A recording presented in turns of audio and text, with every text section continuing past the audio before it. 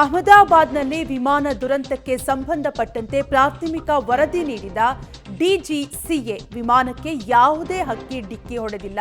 ವಿಮಾನದಲ್ಲಿ ಓವರ್ಲೋಡ್ ಕೂಡ ಇರಲಿಲ್ಲ. ಎಂಜಿನ್ ಫೇಲ್ಯೂರ್ ಕುರಿತು ತನಿಖೆಗೆ ಆದೇಶವನ್ನ ನೀಡಲಾಗಿದೆ. ಬೋಯಿಂಗ್ ವಿಮಾನಗಳ ಪರಿಶೀಲನೆಗೂ ಕೂಡ ಆದೇಶವನ್ನ ನೀಡಲಾಗಿದೆ.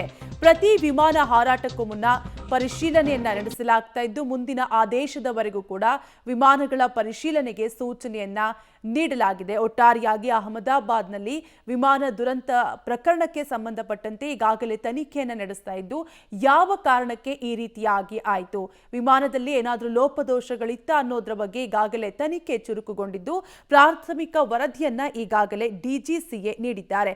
ವಿಮಾನಕ್ಕೆ ಯಾವುದಾದರೂ ಹಕ್ಕಿ ಡಿಕ್ಕಿ ಹೊಡೆದರೂ ಕೂಡ ಈ ರೀತಿಯಾದಂತಹ ಅಪಘಾತ ಆಗೋದಕ್ಕೂ ಕೂಡ ಕಾರಣ ಇರುವ ಸಾಧ್ಯತೆಗಳು ಹೆಚ್ಚಾಗಿರುತ್ತೆ. ಆದರೆ ಪ್ರಾಥಮಿಕ ವರದಿಯಲ್ಲಿ ವಿಮಾನಕ್ಕೆ ಯಾವುದೇ ಹಕ್ಕಿ ಡಿಕ್ಕಿ ಹೊಡೆದಿಲ್ಲ ಅಂತ ವರದಿಯನ್ನ ನೀಡಿದ್ದಾರೆ ಡಿಜಿಸಿಎ.